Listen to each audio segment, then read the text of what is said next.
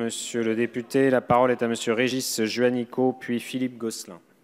Merci, Monsieur le Président. Je veux profiter de ce débat pour défendre notre droit à l'amendement. Nous avons un débat qui est un débat très intéressant sur le principe de précaution à l'instant. Et ce droit-là, il est question de le limiter, de l'encadrer. Nous en reparlerons dans quelques jours. Mais le vrai problème n'est pas là. Le vrai problème, c'est qu'il y a trop de textes, il y a une inflation législative. Et Monsieur le Président, vous êtes flatté quasiment il y a 2 semaines d'avoir fait voter 92 textes, qui est un record en une législature. Il faut voter moins de textes et d'avoir des débats approfondis beaucoup plus souvent.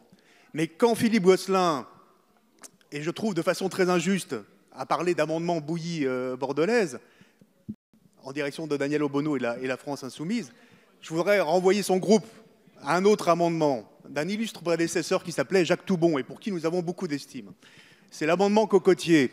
Au moment de l'ordonnance sur les 35 heures, la 5e semaine de congés payés et l'abaissement de l'âge de la retraite en 1981. Et pour faire de l'obstruction, Jacques Toubon avait déposé un amendement pour demander au gouvernement de planter dans chaque commune des cocotiers en nombre proportionnel à la population âgés de 60 ans et plus, et de rendre obligatoire une fois par an, au moins, l'escalade de ces arbres par l'ensemble de la population majeure. Tout cela pour dire que chaque groupe, chaque député, ici même dans cet hémicycle, a le droit de déposer des amendements qui soient débattus. Et notre honneur, c'est de pouvoir avoir ces débats au fond. Mais sur le fond, nous voterons contre l'amendement des Républicains sur le principe de précaution, parce que nous considérons que le principe de précaution est un principe d'action et de recherche.